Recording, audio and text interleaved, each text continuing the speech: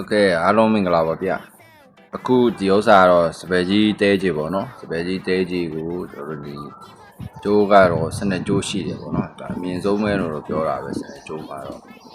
ဒီစပယ်ကြီးတဲကြီးကိုကျွန်တော်တို့ဒီစီနဲ့ပေါ့နော်စိတ်မယ်ပေါ့။စီနဲ့စိတ်မယ်။စီနဲ့ကပါစီလုံးဆိုတော့ကျွန်တော်တို့ဒီမင်းလေးပါးစီပါမယ်။စေတန်းတစ်လုံးစီပါမယ်ပေါ့နော်။တတ္တခ9ပါးသောစီမျိုးတွေပါမယ်ပေါ့နော်။အဲ့ဒါတွေနဲ့ကျွန်တော်တို့ဒီ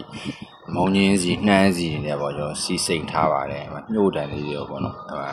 အဖိုမပါဗျာဒါအဖိုမပေါ့နော်အဖိုမတစုံကိုကျွန်တော်ဒီစီနဲ့စိန်ထားတယ်ပေါ့နော်သူကယောဂါတွေတော့တော်တော်များများပျောက်တယ်ဗျအများကြီးပဲမေးခိုင်တာတွေမေးရွက်တာတွေစီးကြိုတာစီးကြိုဖြစ်တာတွေပေါ့နော်စီးကြောက်တယ်တာတွေမျက်စိနာတာတွေလေဖြတ်တာတွေဘိုင်းနာတာတွေကိုပူတာတွေကိုဖောကိုရောင်